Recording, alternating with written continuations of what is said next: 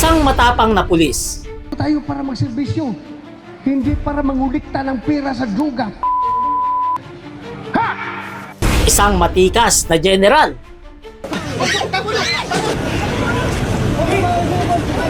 Inihagi sa kalsada at saka binuhusan ng tubig.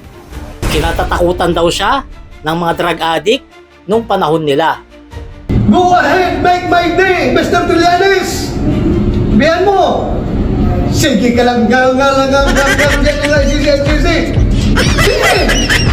Siya si Senator Bato de la Rosa. Siya ay tumatakbo muling senador ngayon, nakatikit ni dating Pangulong Duterte. Bago mo siya iboto, panoorin mo muna ang video na to. Ito ni Senator Ping Lacson, ginamit daw niya within the law. Iniwasan niya maaresto. Gagawin niyo ba yun? Secret. Gusto mo. So,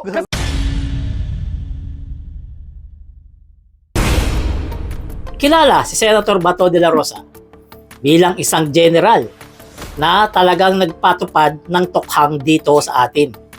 Ibig sabihin, yung tokhang na yon, maraming mga drugista na mga nahuli. Maraming mga drug addict ang mga napatay dahil sa nanlaban daw. Yan ang sinasabi nung panahon nila na kapag namatay ang drugista, nanlaban daw sa gobyerno. Yan ang lagi nilang pinagmamayabang nung sila pa ang nakaupo. Itinuro ni Police Colonel Jovi Espinido si Senador Bato de la Rosa na dating PNP chief na nasa likod umano ng sinusunod na quota at reward system sa Oplan Tokhang. Kasama pa raw ang pagpatay sa mga nasa drug list. Pero ang batikos naman kay Senator Bato de la Rosa nung panahon ng Tokhang, ang mga namamatay lang daw yung mga small fish, yung mga tao na walang kalaban-laban. Sa madaling salita, yung mga mahihirap lamang. At yung mga drug lord at mga big time na drug pusher, wala raw na paharusahan. Wala man lang daw silang napapatay na mga drug lord nung panahon nila. At yung mga maliliit lamang daw na drugista ang kanilang kinakaya-kaya. Yan ang binabanat sa kanya dati at hanggang ngayon. Patay ang 7 drug suspect matapos umanong manlaban sa magkakahiwalay na operasyon ng mga pulis sa Davao City.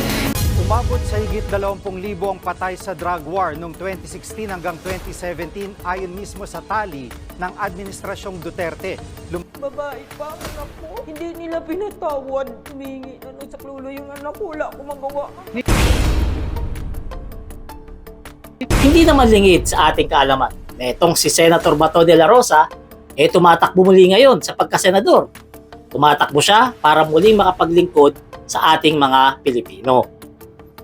Tumatakbo siya ngayon sa partido ni dating Pangulong Duterte at naniniwala siya na malaki pa rin ang tiwala sa kanya ng mga tao kaya dapat pa rin siyang iboto. At naniniwala siya na malaki ang kakayahan niya para mas makatulong pa sa Pilipino. Pero itong si Senator Bato de la Rosa, sa kabila ng kanyang mga achievements sa kanyang karir bilang pulis at bilang senador, hindi rin talaga iniwanan o nilubayan ng mga batikos galing sa ating mga kababayan. Unang-una na dyan, yung panglalait niya sa isang congressman na stroke survivor. Humingi ngayon ng tawad si Senador Ronald de la Rosa matapos niyang kutyain si Akbayan Party List Representative Percy Sendanya. Sa post ng senador sa kanyang Facebook, sinabi niya na naging mabigat ang mga nakaraang araw lalo na sa mga taga Mindanao at ibang Cebuano. Maraming nagalit kaya hindi niya maiwasang makisimpatya at nakapagbitiw ng hindi maganda at nakapanakit sa damdamin ng iba. Humingi si De La Rosa ng dispensa kay Sendanya. Pangalawa, tila yata siya daw yung pinapatamaan ni Pangulong Bongbong Marcos na sinabing kandidato na may dumi o may bahid ng dugo ang kanyang kamay dahil sa tokhang. Wala sa kanila ang may bahid ng dugo dahil sa tokhang. At ito naman ang kanyang kasagutan sa patutsada ni Pangulong Bongbong Marcos. Okay lang kung ibabrand nila ako na may bahid ng dugo ng aking kamay. Kung yung dugo ngayon ay dugo ng mga masasamang tao at nakabahid ng dugo ang aking kamay dahil sa aking pagpuputikta sa buhay ng mga matitino, mababait at masunurin sa batas. Wala pa akong problema. At ang isa pa na talagang ibinabanat sa kanya, siya raw ay pro-China. Dahil hindi mo raw maririnig sa bunganga niya na tinutuligsa niya ang China. Hindi mo raw makikita dito kay Senator Bato de la Rosa na binabanatan niya ang China habang ang ating mga mangingisda ay binubuli ng China. Pero, eto naman ang sagot dyan ni Senator Bato de la Rosa. Pangkain ko kayo. Ha? Willing ako magpapakamatay dyan sa West Philippines kung sabihin nila na pro-China ako. Willing ako makipagira dyan sa West Philippines Ha? Sabihin nyo, pro-China?